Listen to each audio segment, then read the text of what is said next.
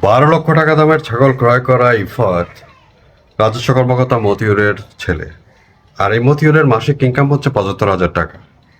তার কাছে এত টাকা কোত্থেকে আসলো এটা সবাই বুঝে যাবে। সরকারি কর্মকর্তা, most of them are corrupted. এদেরকে চার্জ করবে কে, যেখানে রক্ষক বক্ষক হয়ে বসে আছে? দুবাইয়ের মাটিতে মিলিয়ন মিলিয়ন ডলার ইনভেস্ট হচ্ছে, সুইস ব্যাংকে এত টাকা যাচ্ছে, এই টাকাগুলো কোত্থেকে আসছে?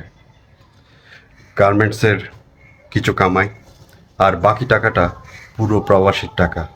বিনা কমে সওদাগরি টাকাটা আসছে আর পাচার হয়ে যাচ্ছে। দেশের কাজে তেমন একটা ইউজ হচ্ছে না মনে হচ্ছে। যে হারে আমাদের মাথার উপর লোনের বোঝা একটার পর একটা আসতেই আছে।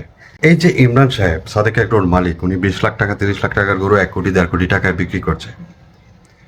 এরা কারা এই গরুগুলো কিনছে? এগুলো নিয়ে কি প্রপার ইনভেস্টিগেশন হচ্ছে? আর এখানে আমাদের মিডিয়া আমাদের মিডিয়া এই নিউজগুলো করার কারণ হচ্ছে কি জানেন? টাকা। কোন এক সময় মতিউর থেকে মোটা অঙ্কের টাকা নেবে, নিউজ করা বন্ধ করে দেবে। এরপর হয়তো ইমরান সাহেবকে নিয়ে লাগবে, ইমরান সাহেব কিছু টাকা দেবে, নিউজ করা বন্ধ করে দেবে।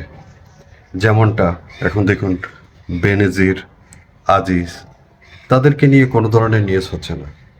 কিছুদিন আগে বেনজিরকে কখনো সিঙ্গাপুরে রেখেছে, কখনো তুর্কিতে রেখেছে। আমি বলছি না উনি দুবাই আটলান্টিসে দামি গাড়ি নিয়ে এখন ঘুরছে। ওর নিউজটা কোথায়? আর এখন সবচাইতে ইম্পর্টেন্ট নিউজ করা উচিত আমাদের সিলেটকে নিয়ে।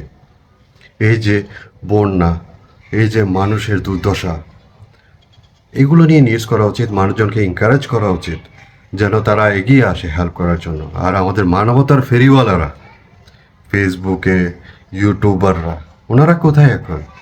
কোথায় আছে? কই দেখছি না তো, খুঁজে পাচ্ছি না। আপনি কি দেখেছেন?